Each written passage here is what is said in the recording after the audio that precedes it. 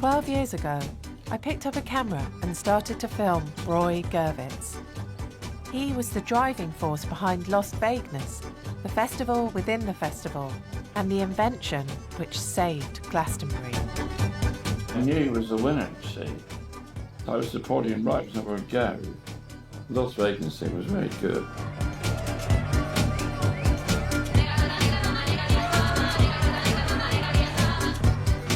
He'd brought this incredible element to the festival, which was this party, this Las Vegas and everything that it brought in, and all the tribes that were involved in it. It was just amazing. It was providing an excitement that had to be there. Without it, Glastonbury probably would have died. I thought Glastonbury was quite out there, and it's someone within Glastonbury who's running something even more out there.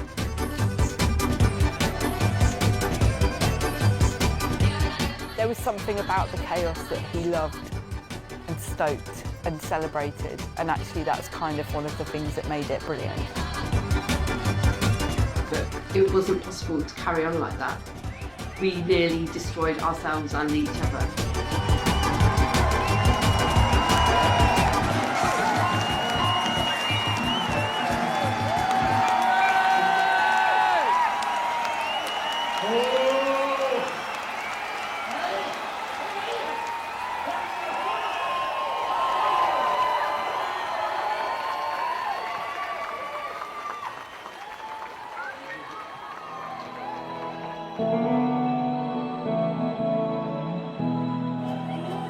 Glastonbury is one of the most famous festivals in the world, and now much more than a music festival. Roy is one of the people who helped change this. We weren't actually selling the tickets like we should have done. It wasn't a sell-out situation.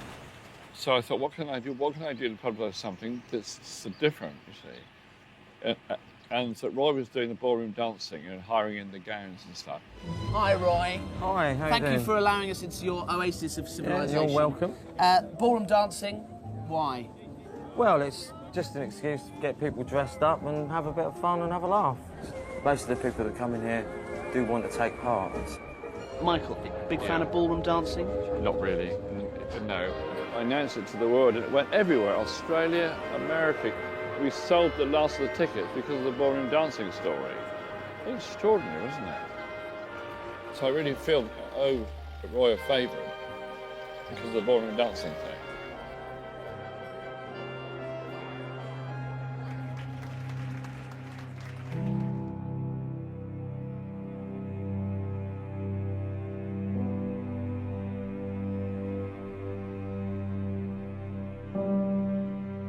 Roy's 8.5 years younger than me. He got all the love because he was a baby. My father had a really, really bad temper. When he was in a good mood, he could be a lot of fun. He was always singing and playing games, but he had a dark side. This will give you an idea of what my father was like. That's my mum, and you can see how beautiful she was. And that was my dad. Can you see, with a gold chain and very clean, very smart, very dapper. Now, I never discussed politics or religion ever with my father.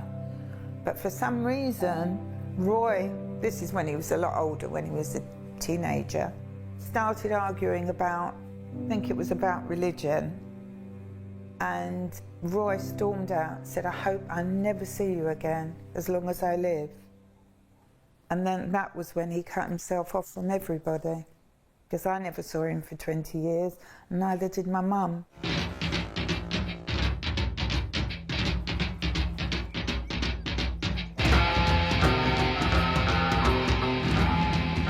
Every year, they become more visible. Every summer, more and more young people opt for what they see as the freedom of life on the open road. But what they encounter is the hostility of local residents and the attention of the police, who regularly move them on from sites that they're occupying illegally. I'm a county court bailiff. I'm here from Scotland. I did go and try and make my own way in life, and I suppose if home life had been better, I would have carried on living at home. I left at the end of the 70s, and it got miners' strike, the whole traveller thing. I lived on the road, there was a squatting thing going on, Margaret Thatcher. I'm only too delighted to do anything we can to make life difficult for such things as hippie converts. I've been beaten up by the police, I've been arrested, thrown out of squats, had vehicles taken. You know what I mean? This whole sense of, it all just seems really unfair. Roy was a traveller, you know, in the 80s, and he was kind of a gang leader type. The Travellers were always a massive part of the festival. But from a child's perspective, because I was about 10 or 11, there were elements of it which were a little bit unsettling. When I met Roy, I'd just gone on the road, thrown away all my bricks and mortar existence and bought a truck and was just living in that. And we were coming down to Glastonbury and Roy came sort of shambling up, and I think he hadn't got a vehicle or anything then, and he wanted to be my hitchhiker. She just sort of dropped me off and threw me out in the middle of a field and then left me there and drove off. Which is kind of, you know, it's what women do, isn't it? He'd never been to Glastonbury before, but I will say he did manage to blag us in somehow. He's quite kind of verbose, isn't he? And he's got a lot to say, he's got a lot of ideas, and everything's wrong and all that. I have memories of just watching my dad and Roy interact, and it was like mostly funny and also quite aggressive. There were times where I was like, I think he's taking the piss out of you. He was kind of troublesome, but on the other hand, I thought I could deal with this bloke. And he became a link person between me and the Travellers, really.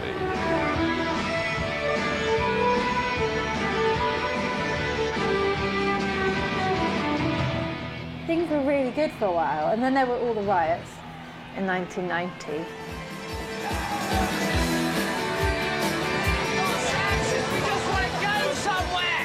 Glastonbury had become effectively out of control. There were Molotov cocktails being thrown outside the window and kind of telegraph poles coming towards us, and that was really scary at that point. I got taken up to my granny's house, which was up at the top of the road, and all I could see were ambulances just coming out. I was like, what's going on down there? Like, you know, it felt like the end of the world. It had to change because it was fucking horrible. It was violent, it was nasty, it was... Yeah, it was either going to die a death or something major had to happen. Michael asked me whether I would come and help him sort of restructure the festival. And I took on the responsibility of having the entertainment licence and running the festival effectively. I just started telling people we need to get a lot more creative if we want this to continue. Making it presentable and changing the look and being quite crusty and aggressive. You know, everyone's wearing paramilitary clothing. We had such a bad reputation. We were like really getting slagged off everywhere. Everyone called us crusties. The fucking press used to shit on Glastonbury. It was like mud hell, crusty city. A few years later, we came up with the idea of, well, why don't we just wear dicky bows and tuxedos and ball gowns, put the men in women's clothes, and it altered everything. It made everything entirely different. It was the same people, but suddenly people were going, wow. And out of that was born Las Vegas.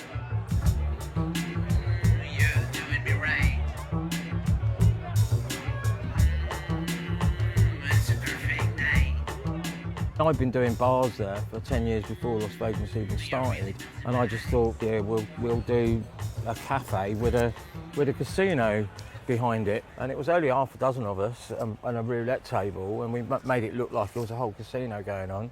Everybody wanted to get in there, so the following year we put it up and we let people in. And that was a big mistake. To let people in, it's packed. Oh, all right. No, you're missing the point. It worked beautifully as this illusionary space that didn't really exist, that people could see. Once you let them in, the magic's over, isn't it? It's like showing someone how to do a magic trick. The magic's gone. But well, it was for me, but obviously it carried on, as you well know.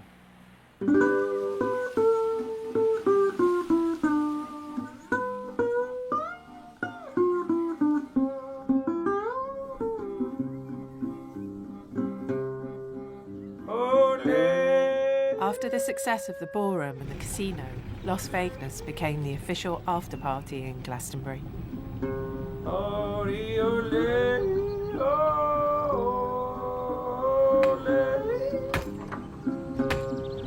found them all in various asylums up and down the country. Asked them if they'd like to come out for the day. They all kind of say yes. Look at the back of that lorry, look how well packed it is. Come along a big line for me and my home. How long does it take to plan? I suppose a good 6 months of solidly concentrating on this particular event.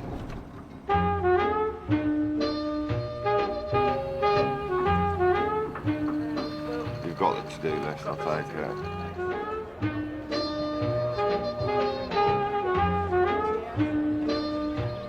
I met Roy when I was 17.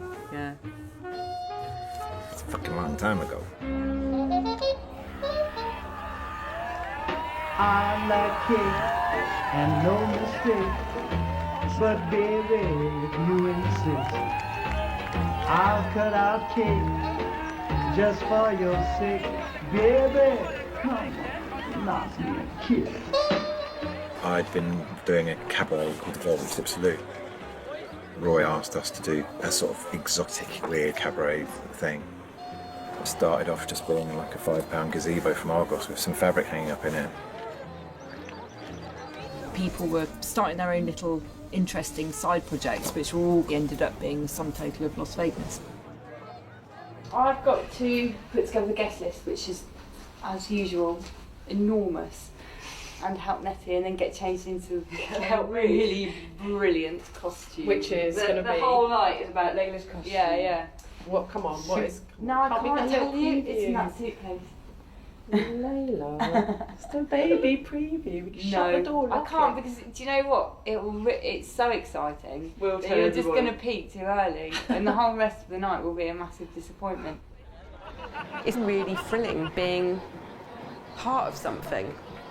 When you sit down and you talk about your life, you talk about the interesting bits, not the like, oh, I'm really fulfilled, I'm a mother. You know, you just say, like, I once did this ridiculous thing, listen to this story, you know, and invariably they're all about Las Vegas.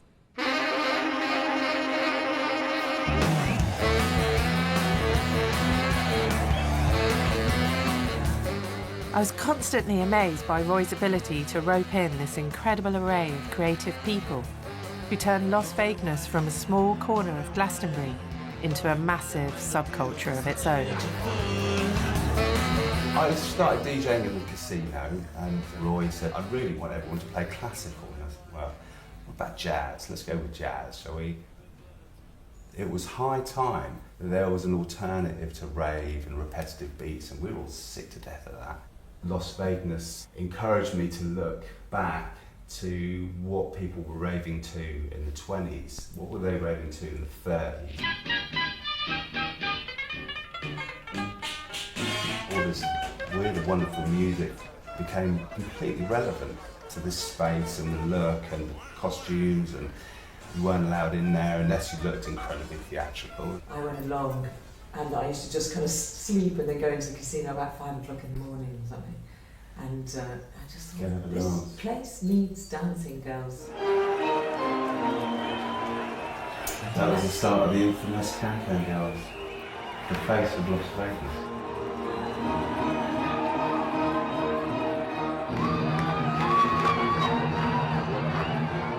People thought I was crazy dealing with Roy. All my team people said, oh, you know, why did you put up with all that grief and all that sort of thing? And I thought, because he does a good show, you see. And this is Las Vegas, a field of Roy. Yeah, they're all tomboy folk, really. It's quite edgy, it's quite sort of... Roy! Yeah, you made it in the end. How are you? You're doing very, very smart. A typical traveller, it's like he's been dressed up posh like this. Evening, people, welcome to the casino. That's a nice little pink number. Have you not got a shirt and tie on, young man? Fasten yourself up, it's a good job you're sexy, go on. That's nice. I met Roy at an exhibition and I had just got been offered somebody. He says, you're just what I need. It's a good laugh, but the mud's no good in stilettos. It's a bit of a nightmare. Somebody said you could get dressed up, and I thought that was an entertaining idea. So here I am. This is a little big. Wear a dress! Men in dresses are much sexier than men in suits. Show me a dress I could fit into. There you go. Ladies I didn't and exactly expect gentlemen. this. You've got to let your hair down. Head down, darling. Head down. Oh my god, now I'm getting styled. And look into the camera, baby. I snogged 2 blokes last night, and as a, bona fide, confirmed straight guy, I'm a bit worried that Las Vegas is having a bit too much influence on me. All the transsexuals and all that, it's just kind of the gay scene has arrived. so lovely to see that.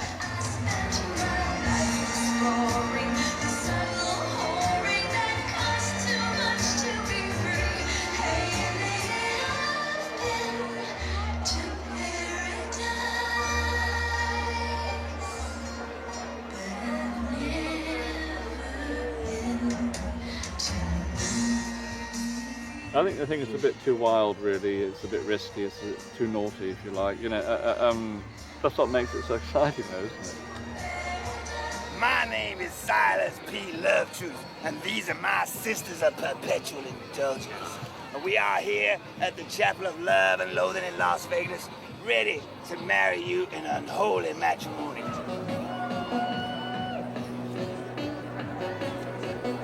We're trying to have a special fucking moment here, okay?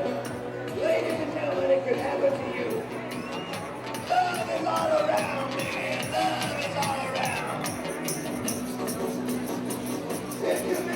Oh my God, my pussy! My pussy's returned!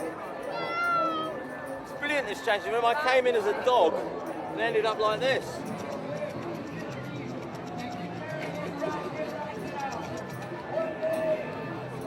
I think I married someone in Las Vegas. Not married them, I performed the ceremony, I think. Wasn't in it the a chapel pantomime horse? No, I don't think I married the pantomime horse. No, you I were was not the pantomime horse, because you didn't want too many people recognising you. Yes, that's right. Well, at this point in proceedings, I'm supposed to invite our friend Keith Allen on stage to perform World in Motion with us. You didn't mention the horse.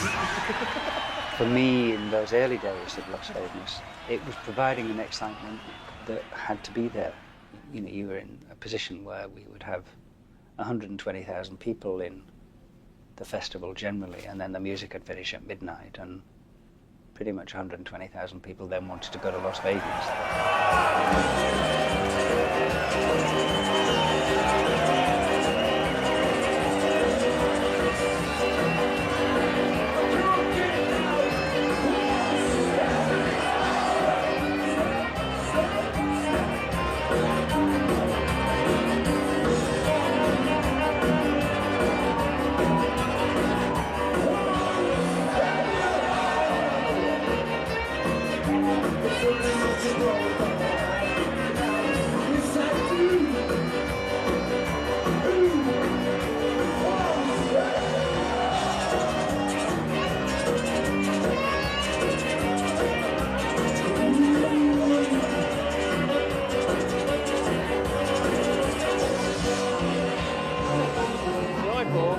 They were for the parents to wear, so you couldn't hear the children. Actually, they are for the children, so they can't hear the parents. That's what it is. We didn't know where he was. We tried with the Missing Persons Bureau. They put things on CFAX, and they put something in the Big Issue, and the people from the Big Issue said 3 women had phoned up and said, yes, we know Roy, he's at Glastonbury, blah, blah, blah. I thought, what am I going to do? Going to Glastonbury, never been there, walking around in the mud and looking for him with thousands of people. I thought, how would I ever find him? Had I known, if I would have gone there and said to anyone, where's Roy Gervitz, I would have found him. This is my friend Gary the dog Davis. Hello everybody. You're the apology party candidate for Wales, aren't you? I certainly am, and I'd like to apologise before, coming from Wales and living there for most of my life. Anything else? The other thing you need to, well, not necessarily apologise for, but rectify something. Your pink tent's rather baggy. Is it? Yeah. What I loved about Las Vegas was that every year there were new worlds to discover. Places where creators invited you to stumble into brilliantly eccentric universes. We have exhibits that go right back to showing how the circus was in Roman times. Bonnie is a butterfly trainer, but I'm not a butterfly trainer. I have, as everybody can, trained ladybirds, like you do when you're a child, ladybirds and woodlice. But butterfly training is much more complicated. Only women can train butterflies, and they're best if they're hand-reared. I don't train butterflies now because it's illegal.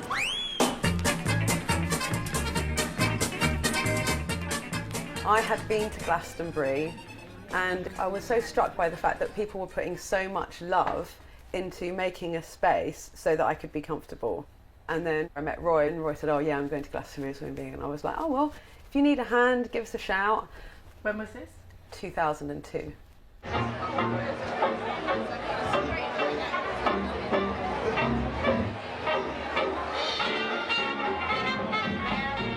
There were people doing things that I had already written about, because my work when I was at art school was about multi-room installations with performers and audience interactions and moving through spaces rather than around objects. And these guys were doing it without thinking about it. It was a really amazing time because we were all of a certain age, you know, in our early 30s, and, you know, I'd do 3 shows a night, and I'd be like coming on after Madness had finished playing to, you know, a room with like 2,000 people in the ballroom. Las Vegas really gave a platform to expose a lot of edgy and experimental work to a more mainstream audience. It was the thing that appealed to me, and I found it very empowering, and it kind of shocked my feminist sensibilities in a good way. You know, I felt like I was a really emancipated woman, and so to see someone undress on stage, it was kind of difficult but then brilliant. There was, you know, loads of tattoos, people were all different sizes and piercings and all that kind of stuff, and I kind of felt like they're reclaiming the female form. Everyone who's involved in it feels like a performer to some extent. So, you know, from the person working behind the bar to people who are just in there to, you know, the people who run it, we all kind of get slightly into character. As soon as you start putting a costume on, you know, you're leaving yourself, and that's a really freeing thing to do. Here in the Las Vegas tent, we are very nice people with multi-bang sex attack. It's good times. I have a toy which I like to bring called a love tub. Come and have a look. Strangely liberated. I've always felt there's a sort of inner bumblebee in me. Right. And I've always wanted to do that, and I figured the only place I'd ever get away with it was Las Vegas.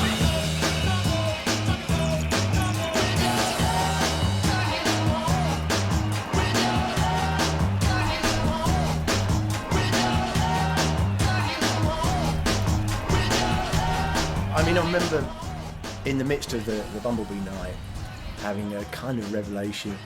You know, I thought Glastonbury was quite out there, and it's someone within Glastonbury who's running something even more out there. Oh no! Get out! That's not fair! This is my changing room!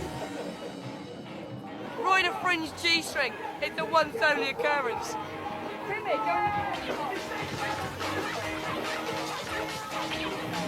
Oh, all right then. Go on then. That's as much as you're going to get.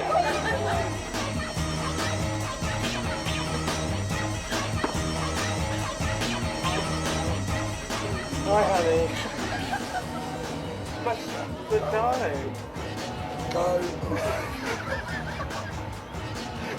I thought you wanted me. I thought you wanted me so much. It wasn't like that in the jacuzzi.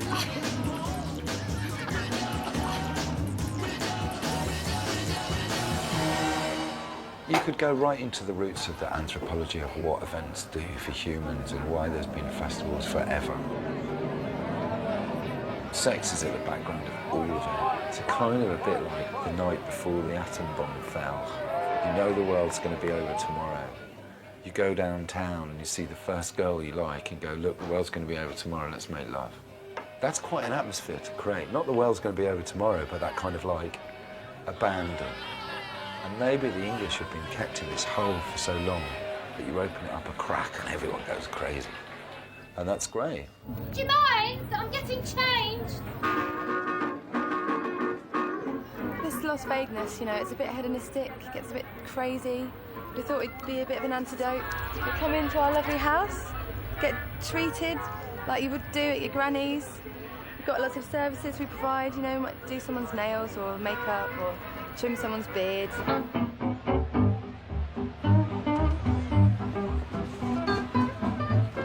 The Laundretters started in 2003. We were these kind of like really young, feisty feminists that were like having a massive laugh.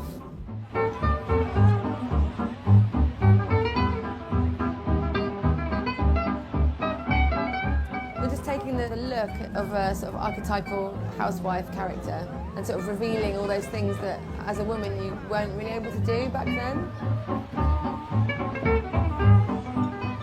I remember very clearly, I said to Roy, this is amazing and I can write about it. And he went, well, no one's going to fund us, bunch of crusty travellers, they hate us, blah, blah, blah. And I went, I'm willing to give it a go. We got a couple grants and the first one enabled us to turn it into a company, increase the quality of the show, get some other tours in place, and the second one was a business development grant. Now, thousands of music lovers are heading to Glastonbury for this weekend's sellout festival. And it seems this year, the hordes of teenagers and students are being joined by a larger 30-something contingent. It is the traditional Glastonbury experience, wind, rain and unruly tents. But this year, there's an alternative, Glastonbury Posh. The Lost Vageuness Hotel offers room service, champagne, hot showers and a caravan. How much is this costing a night? £600. This. For four of us. For four of us, yeah. Good value for money. The clientele is perhaps a little older and richer than the average festival goer, but this is certainly a sign of how things are changing. So this is the diner in 2003. Who's in that? Paul, Tash, Dieter. Hear me and his youthful glow. Gaz Mail, legendary, legend. Joe Rush, so shiny, so handsome. And then this chapel was such a huge part of Vageuness and Vageuness' success. And then the whole thing about Kate and Pete getting married in the chapel and then that spreading in the press and leading to a lot of attention and stuff. Yeah, what was that? I think I might have made it up. But it got out there that they were having a marriage in the chapel, and then that got in tons of papers and so forth, and actually gave it a whole thing a big reputational boost.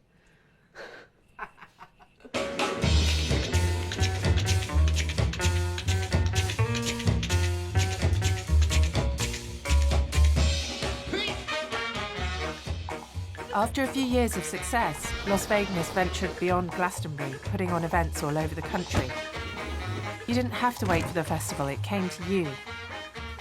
Las Vageuness was a cultural property that everyone wanted a piece of. How do you keep track of where everything is? Well, that's the difficulty, see, because at the moment, it's mostly just me that knows where everything is.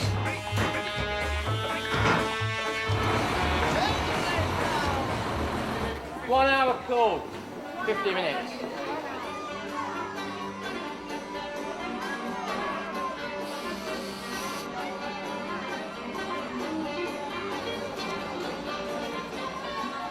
Something like Las Vageuness would have cost millions if you started charging proper money for it.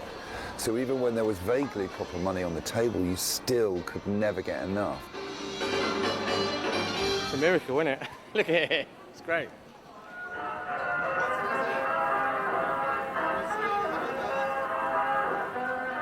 Hello, there you are. On film and everything. No, lovely to see you. Oh, right here. Step in front. This man has the strangest affliction that you'll ever see. The nights at the Coronet cemented their influence into mainstream culture, and they delighted in presenting acts that would shock and challenge their expanding audiences. Now, to be completely honest with you, I'm not entirely sure what's going to happen now. We got something coming up next for you. I'm just gonna see how they do it. Oh, they look lovely and they're good to go. As we welcome, with a certain amount of trepidation, the pain-proof circus.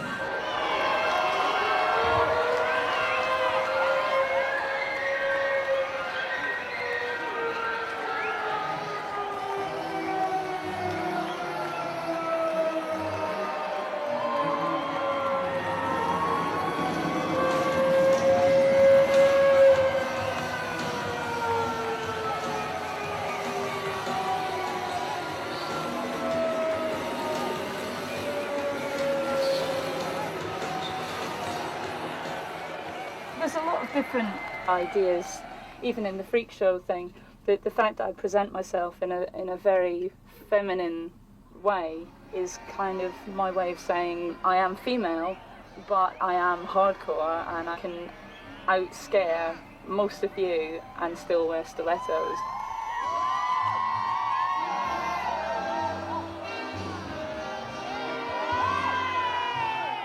I like shocking people. When somebody throws up or passes out, you know that they're not going to forget that show. Often afterwards, you know, come round backstage and thank you for doing a really great show. I mean, that's you've really touched the nerve there. You've really hit home to somebody. I come off stage after having done the splits on broken glass or been swinging from meat hooks in my back, and the first thing I get asked is, where'd you get your lipstick? I'm not joking. I'm not joking. I get a lot of support from the female members of the audience. They feel a little bit uplifted to see somebody not sort of just flouncing around and looking petite and demure. I know that I grew up in the middle of nowhere, in the countryside, and I felt very, very isolated. And now I've found so many like-minded souls across the globe. It's pleasant to know that you're not just weird, just everyone's different. It's important to encourage diversity, even if it's just for injecting a little bit of magic into somebody's day, a little bit of wonder and delight and childlike innocence. You're sort of giving people a little bit of their innocence back, or taking it away.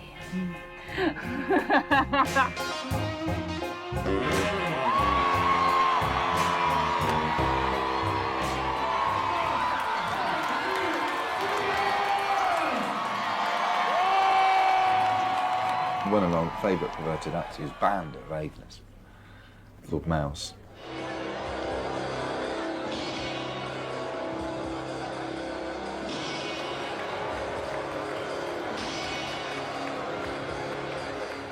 Is my mum going to see this? If it's on telly. I don't see anything else. I don't say anything about it. You can't stop there. Tell us No. about Mouse. No, I'm not saying a thing. Asked why she was banned. Okay. People were wet. They needed their costumes dry cleaning. It's really nice because we're still talking about it. That's what I fucking love about it. And everyone really remembers it. And we've all, you know, we've all kind of gone through it together. But I was in a tech booth and I've seen it before, but she'd only done the anal, what's it called? Where you put the water in your bum and enema. That was her act before, the enema. So I was wondering, yay, Mouse is coming. Yeah, she's much better at it now. There's certain things, if you're doing an enema every day, which is nearly every day that I do an enema, that you can't do. You can't have a lot of bread, you can't have chilli, mushy peas are a bit iffy. And when I stood back with Giz, he was like, God, did she just do what I thought she did? And I was like, yeah, because I thought, you know, it's Mouse now, you know. And I didn't see, but she'd eaten dog food and then got someone in the audience and snogged him. All of that was new. I'm still doing a dog show, funny enough. I was in West Bromwich last week, and before that, Blackpool, working for the army, and they said, get that girl off stage! And we're very upset and sent me home. And because, well, the sergeant major was being sick. And I was only eating dog food. It's not real dog food. Or is it? It was me and Kirsty. Should we book Mouse? Yeah, let's book Mouse. Do you know what I mean? But I think she was meant to go on Saturday night, and she was meant to be a bit earlier. Like she was our last act on Sunday, which really looked like a statement to the wrong music. It was drum and bass. It wasn't meant to be drum and bass. It all looked a bit more hardcore than it was meant to look. Yeah. Immediately, me, Kirsty, Andy, Jim, Roy, just went and shut ourselves in the office as soon as it had come off, and we were like... What's important about shocking people? I'm not exactly sure, but that's kind of all I can do. One person fainting, one person knocked me out. She said, "How can you do that to your own body? Are you mad? What's it all about? What's the message?" I said, "There's no message, and it's my body. I can fist my ass if I want."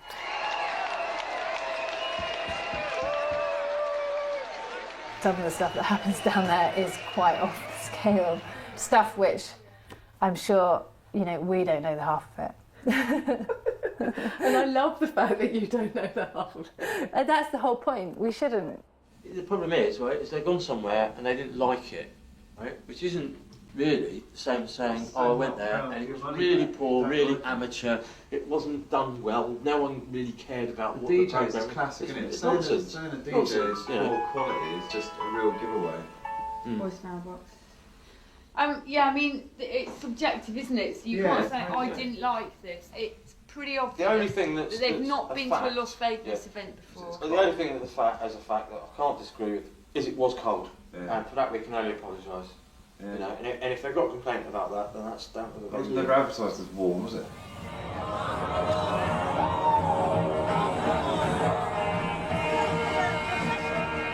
The need to keep money coming in meant Las Vageuness were staging events that couldn't have been further away from their beginnings in a muddy field.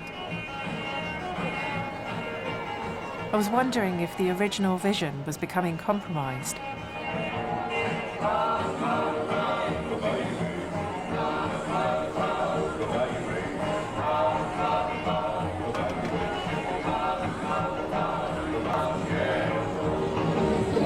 We went to a party on a boat outside the Design Museum.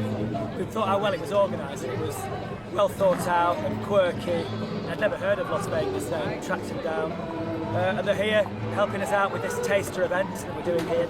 And they carry on working with them. Is there a good working relationship for the next 12 months, I hope? Cheers. It could be fun. And longer, and longer. Hey! I thought they'd only be about 10% dressed up. And they take it very serious. It's like a religion almost. Are you contactable through Joe? Yeah, do you want my thingy? I've got a card.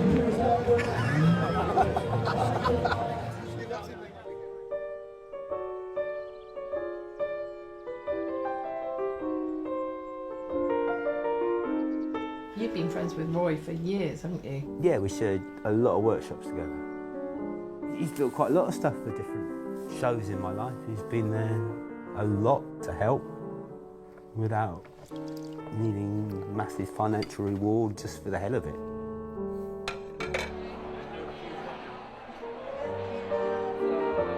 Things had reached a point with Las Vageuness where it's really hard to turn down offers to do commercial things.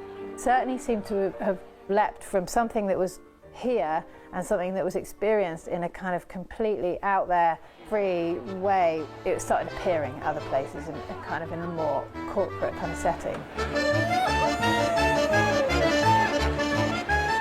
I still really embrace things that, to me, have a feeling of steps and roots and anarchy and misbehaviour.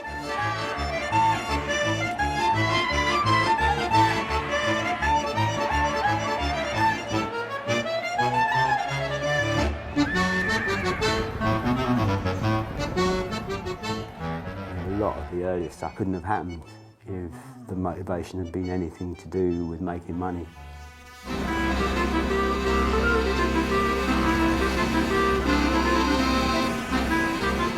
So different from the ethos of people getting together in a field and creating something that isn't everyday life.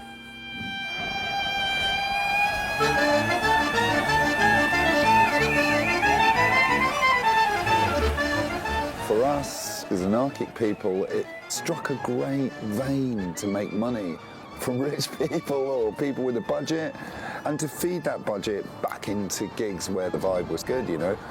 So yeah, it kind of looked good on paper.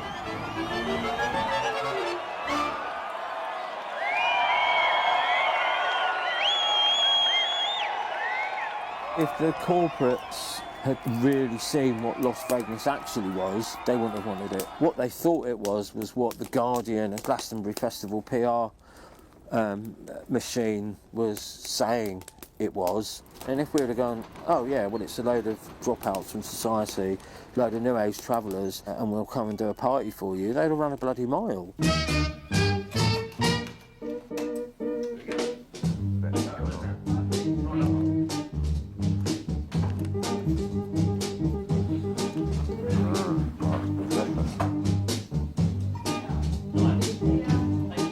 If he was wearing a suit with a bow tie and white shirt, it's a really memorable, visible, really delicious thing that people would remember. It is lovely, but I think that's a little bit too quirky and hippie-ish.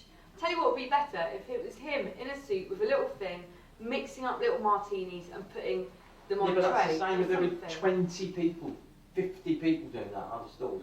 There will be nobody doing that. Because it's and not memorable. corporate. But it's not memorable. Yeah, but we'll be shooting ourselves in the foot, I spending disagree. all this I money disagree.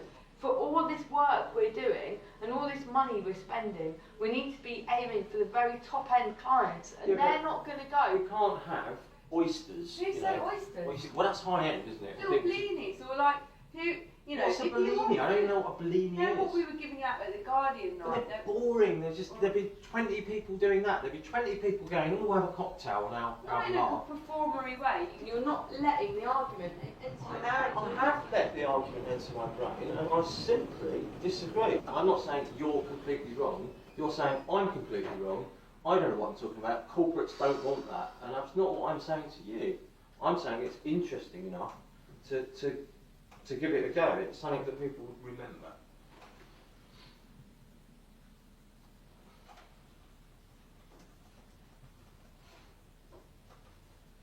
One day, I get a phone call from my cousin, who is my dad's younger brother's daughter, another cousin from my dad's older brother's second marriage had phoned her because his ex-wife, who lives in Scotland, was messing about on the computer and put Roy's name into Google or whatever, you know? And she said a whole site came up. So she immediately phoned her daughter, and she phoned me and said, I think we found Roy. So I phoned the number and I spoke to him. Just enough time had gone by, and I think I knew that my father was on his way out, and I just thought, well, maybe, you know, maybe it's a good time to get back in touch, I don't know. What was the amazing thing was that I could phone my mum and say, I've made contact with Roy, he's still alive. Yeah, no, it was just so nice that she got to be with him for a bit before she died. She never went to Glastonbury, but we went to one of the festivals and she actually sang. Yeah. I think it rained there as well. I think it did, yeah, when you got there. Yeah. Maybe it's just gigs that you come to. Maybe we shouldn't come anymore.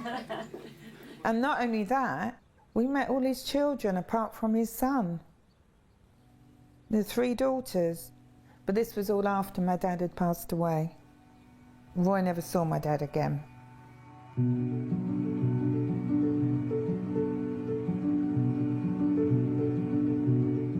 Taking a few snippets over a 15-year period when those films were made, yeah, it all looks lovely, isn't it? It's easy to do. You're not going to film someone having an argument, are you? You'll only pick up the camera when there's something nice going on. Did you want to be a different dad to your dad? Very much so, yeah. And I absolutely believe that I am. In what way? I'm not a demanding parent. I'm not trying to make them be anything that they don't want to be. I'm not horrible. I don't think I'm horrible to them. Daddy most? Daddy. Well done, Lola. I didn't expect that. It's classic. Good girl, Lola. She usually says, I have to live my life, don't I? I can't really live any differently than I do. And, you know, and that's the example that I'd like my children to live their lives by. I think it's better to live your life courageously and have near misses than to live your life so safely that it just becomes a pointless exercise.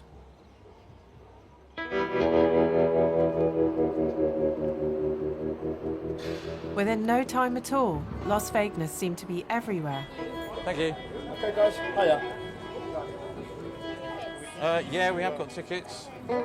One night, I followed Roy to the Erotic Review yearly awards. Las Vageuness had been nominated as Best Event. Right. Roy doesn't have to think about why he's doing it. He knows why he's doing it. Do you know what I mean? That's like, it's his thing. I don't give a fuck about events. I really don't. I hate events. I'm not going to go and work for an event company. I could leave here and go and work for some events company doing a £20 million party for Philip Green on the private island. Like, that's not what I'm about. Fuck that. You know, someone else can do it and they'll feel dirty, I swear to God, when they walk away from it, because there's not that much money in the fucking world. And you can't watch it be spunked up the wall and stuff like that. And cracking straight on, the next award is Las Vageuness. If they could come up, please.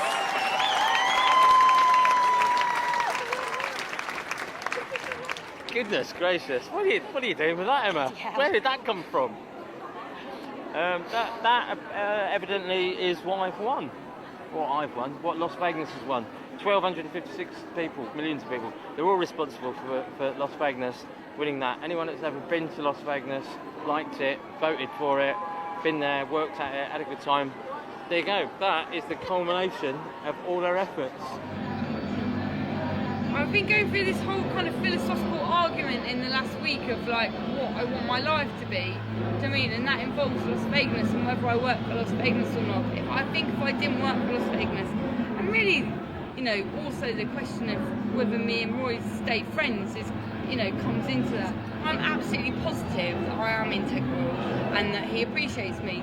However, I've seen people be integral and, you know, be valued. And I've seen him, and it's not like he doesn't value them or appreciate them, it's that he fucking turns from loving them to hating them.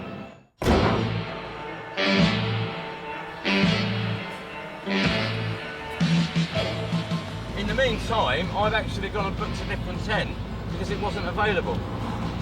After 3 years of trying to be a business, the pressure was taking its toll. With the strain of putting on an event every 6 weeks and 500 people to manage, all the fun seemed to have gone. I want the tent exactly where it is on the map that I drew, and that's where I want it. People would call me up about work at like 2 o'clock in the morning. It was more like being in a massive gang. We worked really hard and then we partied really hard and then we worked really hard, and there was no like, hey, it's Tuesday night, maybe I should take it easy.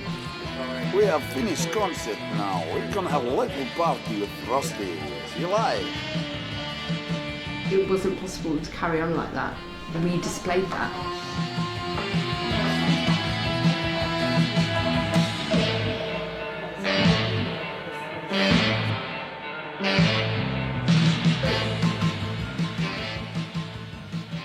I can get you a letter to say that we are guaranteed this money from Glastonbury, which in total will be about £200,000. Yeah, okay. You know, when we were talking to Jim the other day, financially it's really difficult for me, and I know that we're talking about the money going up and everything, but I'm trying to think about how to make it, and I did actually think that I was going to have a mortgage, but I've applied for a management training programme for people who work in arts management. Does that mean you go off for a year and do that? It does, yeah. It does, but 700 people apply for it and there's only 10 places. You'll get it. You'll get it. No, I won't get it. I thought I may as well just send the application. When's that starting? September. If I owned Lost Vageuness, then I would see it as my life project. But I don't own Lost Vageuness, so my life project isn't Lost Vageuness, it's my life. Right, okay. Okay, yeah. Alright, well, we need to work out who's going to replace you when you go and do that.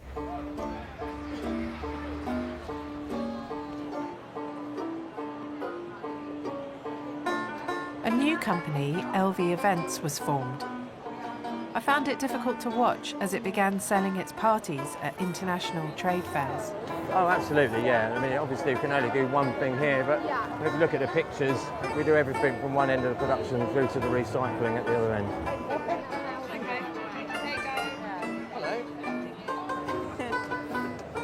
This is us smartening up our act.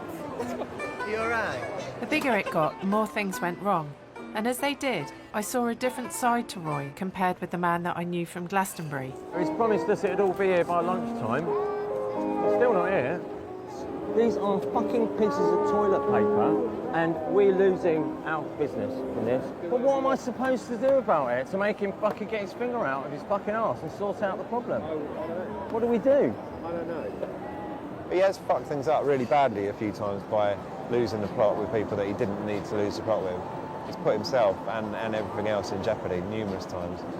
Arguably, it's his thing to put in jeopardy, so, you know, if he fucks it, you know, we'll all be all right. If he fucks it up, it's his life that's going to be gone, you know, not out.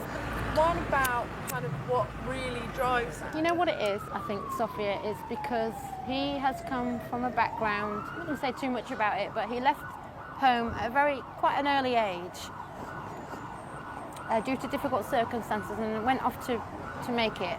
And I think essentially the answer that you're looking for, and of course it comes from me and not him, is that it's an attempt to prove himself in some way, to say, this is what I've made good, you know. I'm not sure who he's trying to prove himself to, whether it be his parents, his family.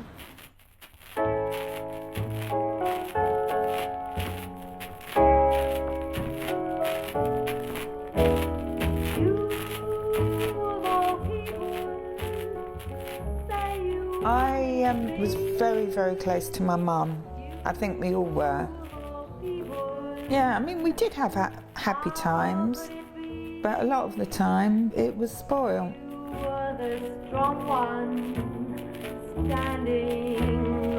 Describe my mum. Very tolerant. I don't remember ever hearing her saying no. Always trying to feed people. Could never go out without putting on makeup and being dressed up. But I think that was pressure from my father. Everything had to be the way he wanted it to be, rather than how she wanted it to be.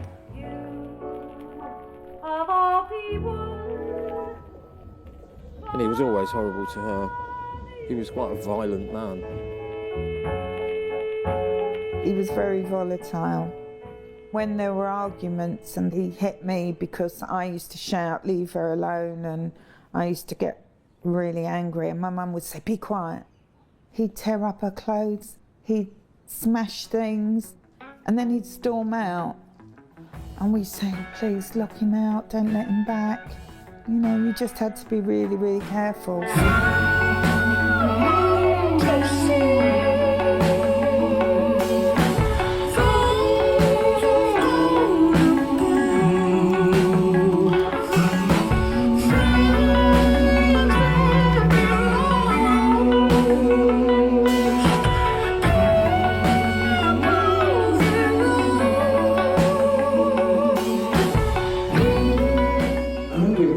To Glastonbury, and I bumped into Roy. He was sort of having a moan. Oh yeah, here we go again. It's all starting, you know. Yeah, and I think, you know, Roy, I think you should just stop. You know, why are you moaning? I mean, if you don't like doing it, you know, just stop doing it. It's too stressful. And he didn't make it easier for himself because it expanded from sort of 200 people to 20,000.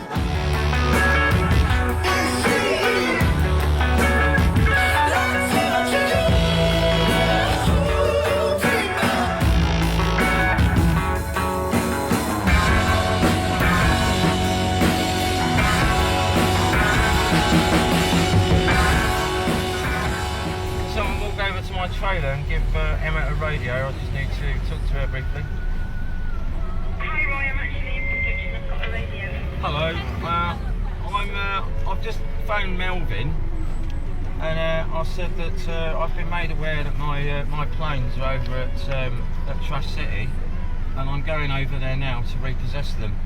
There was somebody setting up a bar in the cockpit of an aeroplane, a lad called Phil. I've been doing a cafe with Las Vageuness since the first year.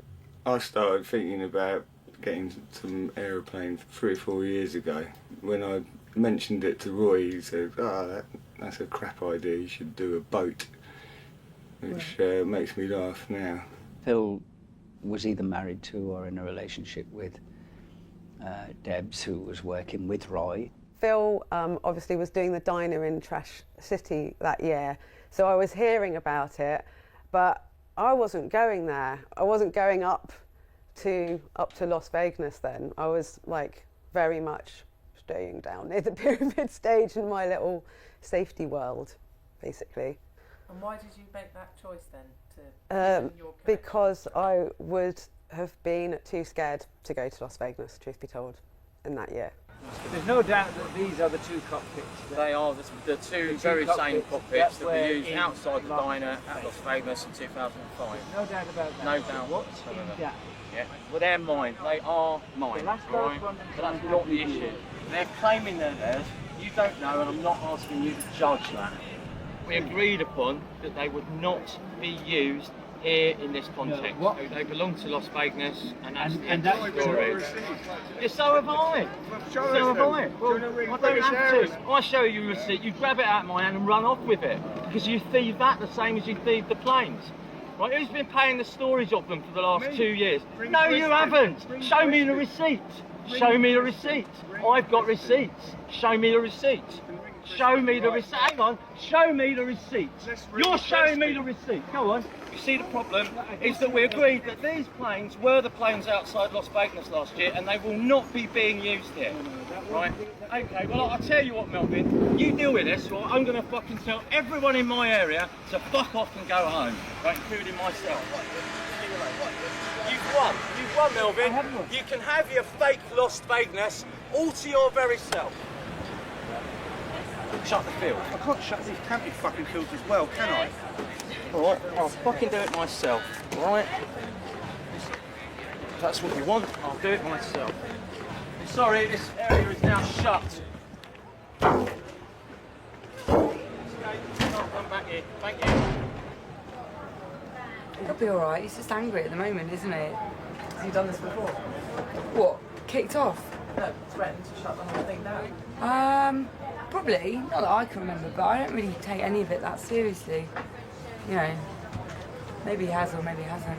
It's pretty explosive kind of character. Hello, Michael. Right, okay, it's to do with these planes. They are in the middle of that field. Melvin is laughing at me, telling me to fuck off. So that is now what I'm doing, but I'm taking all my stuff and all my friends with me. So either those planes get removed or it's all over. I'll leave it with you. You know, I'm already now down in tools, and I've got a lot of cameras here already. Well, the world's press will probably be interested, and I dare say so too.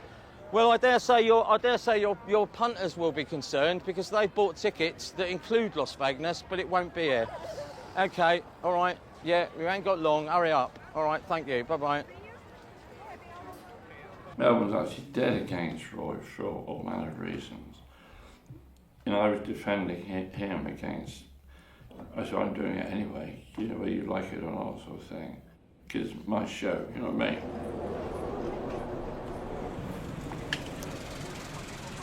Well, the planes are there, and Why they're don't you travel them over or something? No, I want them removed. I want them picked up, and I want to put them in a barn, and they can stay there till the end of the festival. Yeah, but they won't do it. You were going to resolve I tried to resolve it. We agreed. Yeah, we agreed that the planes that are in dispute of ownership, and it was understood that neither yourself nor Melvin would judge who owns them. Yeah, that would be for the court to decide. Yeah, you cannot have those planes in that field and this. It's a simple choice. One or the other, not both. One or the other. Simple. I've got very complex feelings about Las Vageuness, but this isn't the way to behave as a human. Do you know what I mean? So that's what I think. I don't think any of the 4 people concerned have behaved particularly well. I think they've all been pretty selfish and self-absorbed and, you know, creating a lot of bad feeling between people who've known and worked with each other for years and years. I don't give a fuck about the fucking aeroplanes. Did it matter that they were there? Las They. Vageuness, the planes. Las Vageuness was already an established, safe thing. Well, it kind of mattered because there was definitely more of that to come. I felt murmurings that the chapel wanted to have its independence and go somewhere else, and the trailer park wanted to go somewhere else, and so all the component parts, you know, the roller disco, it was a coup. You know, it was just being done autonomously by Phil and Debs and Melvin. That is mine. That is mine. That is mine. The contents of that tent is mine. The contents of that tent is mine. That tower is mine. The contents of that is mine. All the dodgems, it's all mine. The bar is mine. It all belongs to me. Yeah. It's part of my show, Michael, and they've taken it, and I'm not going to allow the rest of my show to be picked up by anybody willy-nilly who comes in here and goes, oh, I'm going to carry on working, because they're not. If I picked up the pyramid and left it with a cardboard cut-out version over there, and I opened up in a field across there with Glastonbury Festival, yeah, I think you'd have a problem with it. I can understand where Roy was coming from on it, but I think he needed to get over it, really, and move on. We valued what he did, as hard work as he was, and bloody hell, yeah, I mean... Have you been following Roy all morning? Pretty much all day. So what's it about then this time? The planes in Trash City. Still about the planes. What, and Roy thinks he owns them, and they're in Trash City, so he's cancelling it. They're his, are they? Who knows? No, you're his and I'm his, we're all his. You've got to stop filming now. Okay. Can we move one of the planes? All right, we'll have one back here, yeah. There you go. We'll split the baby in half.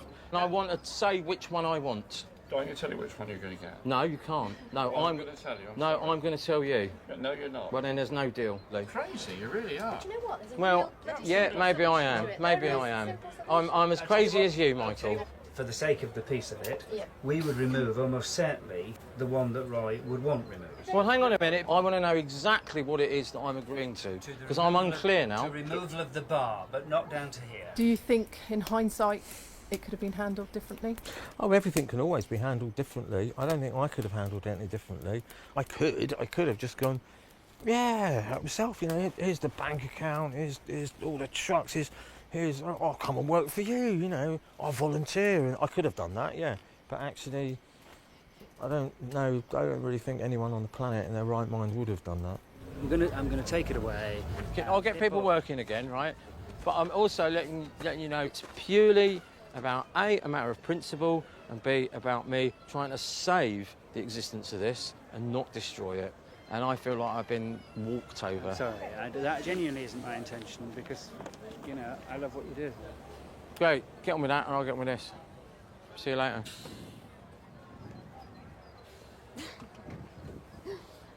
All right, well, let's carry on then. Let's carry on. Roy, to all listening on Las Vageuness channel, that's I think that's Las Vageuness 1, Glastonbury Festival 0. We can all just ignore the last half hour and just carry on. Sun's shining, it's brilliant. Cheers for that, you twat. Yeah, I love you too, Russell. Therein guy's lost his mind. He's got issues that none of us are responsible for. These people just work.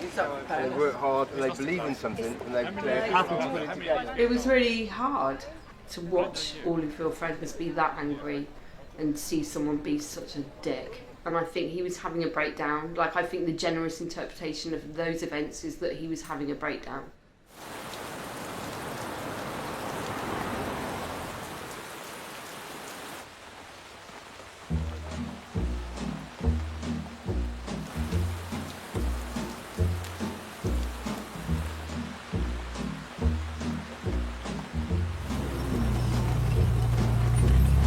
dark as shame, darling, dark as shame.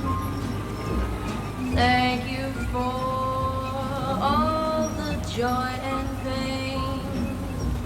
Picture show, second balcony was the place we'd meet. Second seat, gold Dutch treat. You were sweet, dark as shame, darling, dark as shame. Save those lies, darling, don't explain. Fucking hell! I recall. This is it now. I mean, look, another black cloud on its way over. Dump some more deluge on us. There is no rest. Apparently we're wicked. Must be the case. Beginning to think the festival's being run by Satan. Pretty tired and quite happy to leave. Are you? At this point? Yeah, I am. I'm just. Well, I've got no. I haven't got any, no. Pete? Yeah, send. Pete?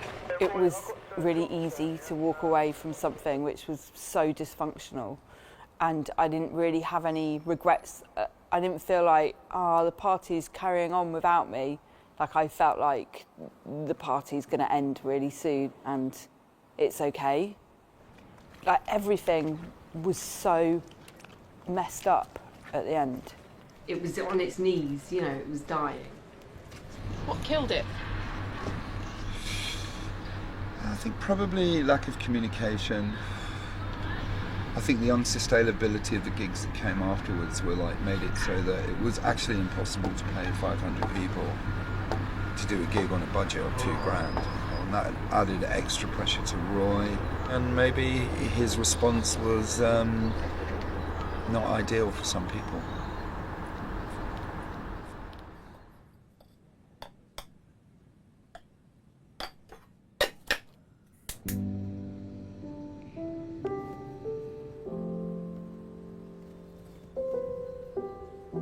That was the end of Las Vageuness, and I didn't know what to expect when I found Roy and everyone else 7 years later.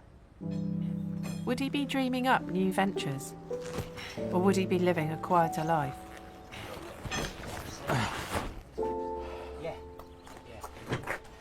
We're all just a bit too old for this shit, aren't we? Crazy. Is that your end? It was essentially my decision that I wouldn't be going back in 2008. As I recall, I had discussed that with Michael. I said that I wouldn't be able to come back, and then he sent me a letter going, "Oh, thanks, but we don't want you to come back." After 20 years working there, didn't even get a carriage clock. But I did get a thank you letter. I don't know where it is. After that, there was this whole other scene born, which was all the people who'd worked with Roy, who remained here, and we had this whole fresh new scene. And we came up with the name Shangri-La because whenever we've been away, my dad would be like, "We're back here at Shangri-La." He always called it Shangri-La.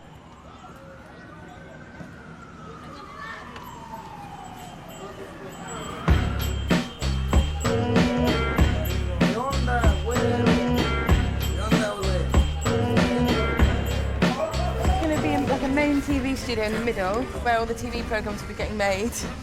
The Shangri-La International Television, you won't be able to avoid it everywhere you go. Bloody hell. Kids area, we're calling it, but it's really not.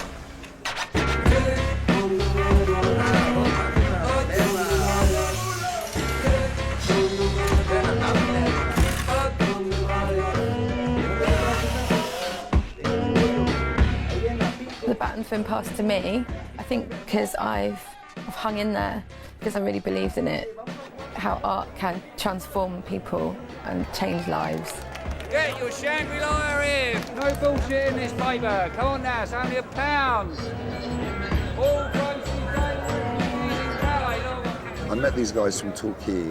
What they were saying to me was this place made them think out of the box. That's the legacy, because how many million people have been through here in 25 years? and gone, what? I didn't even know that existed. I'm not quite sure exactly what the legacy of Las Vageuness is, except that we're still here in most cases, and there's really no doubt that this has followed on in its footsteps with largely the same core group of people, with obviously some key people sadly not there. The festival's completely changed, but it's had to. I don't know what Roy would make of it now. I like to think that he would get it, because it is real punk attitude behind it that's the same.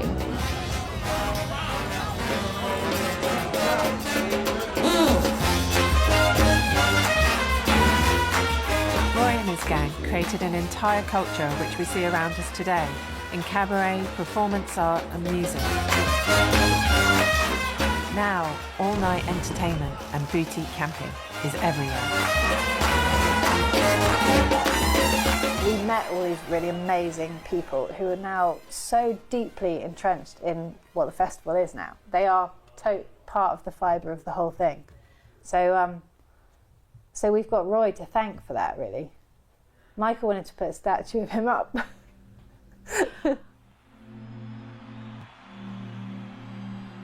On Saturday night, I go right the way through the night. At 1 o'clock, 2 o'clock, 3 o'clock, 4 o'clock, at 5 o'clock in the morning, when the daylight breaks, and I see the whole thing. It really is incredible, absolutely amazing. How does that make you feel? Do you feel proud? Oh, I feel tired. Let's just listen to the rhythms of our flesh aging and watch the stars glow. Be your real self. Show the things they say you can't show. Breathe deep to the boom bap and the beat. Believe what your heart knows. Let the bars flow tight and love with pure energy. It's a cold night in London and I'm screaming at my loved ones to wake up and love more. I'm pleading with my loved ones to wake up and love more. Take care of each other. I want to say one thing, and I say it every time I'm at Glastonbury, right? When you see someone fucked up in the mud and you pick them up and you give them some water, imagine you could take that home with you and actually care about your fellow humans. Take it home. Do it on a tube. Do it on a fucking street. Do it in fucking Calais. Take it home. Do it.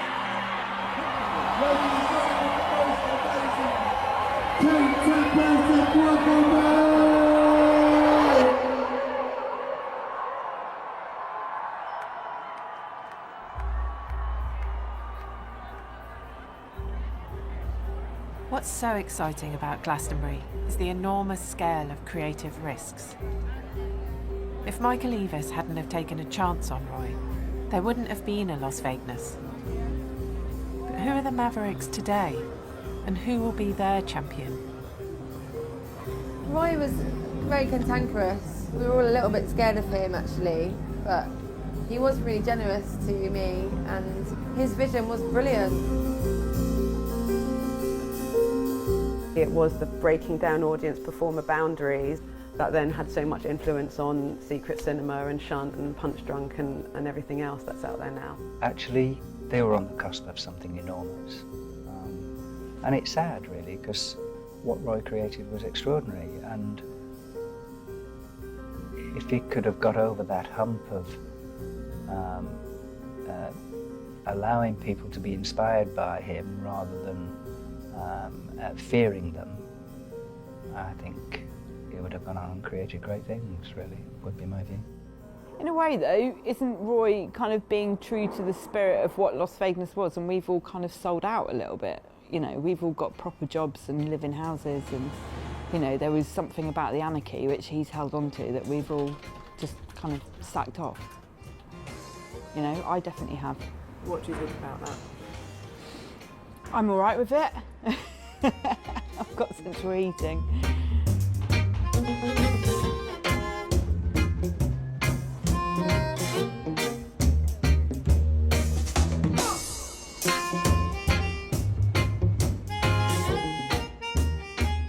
I've carried on with Shangri-La, but it's meant that I have not been able to buy a house like most people have. I haven't got any assets, haven't got any savings. I've literally just put my own life into doing this thing because I think just creating is is the reason that I exist.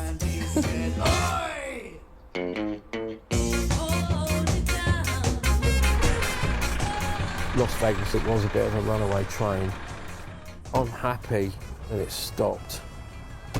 I would probably either be clinically insane or dead if it had carried on. By choice, I live on my own now and have done for a while, and I find, you know, it's less burdensome on women generally to not have them make them try to live with me, because I don't think it works. You know, I've had 4 kids and 4 relationships, all of which they all feel better off without me. So maybe there's a message there. With my youngest daughter, I think it's somehow easier because I've had more time with her. With my older ones, either I left or I was thrown out. I'm much more involved with the upbringing of Lola. She stays there every other weekend and half the holidays, and she goes off to work with me on her weekends.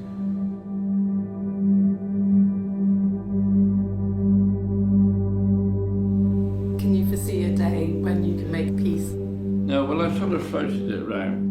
If I could bring the chapel back and just run the chapel, you see the chapel but I don't think they'd have him back, that's the thing. Shame, isn't it, really? No, but the show goes on though, you see. It's been a really, really long time and I don't really know him anymore. It's hard to kind of feel angry about someone who's kind of a stranger. Do you have any fond memories of Roy? Yeah, loads. He was a really good friend. He was like, I had a breakup and he was fiercely protective and really made sure that I was okay and that person didn't come near me, and tried to give me a car once. It's really nice. I took it to get an MOT and they were like, the chassis thing had snapped in half. It was totally undrivable. But, you know, he must have known that. But in his head it was fine, you know, it was one of his classic, like, disastrous vehicles. And he was funny, he could be funny. In a dad way, you know. Definitely in a dad way.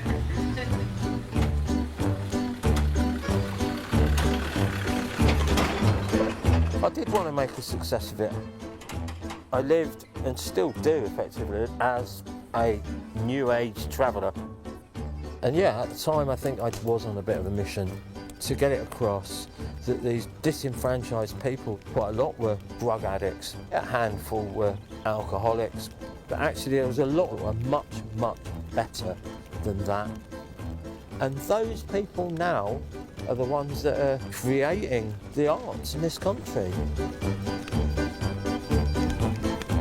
And maybe I was on a mission to prove to myself that I was better than that.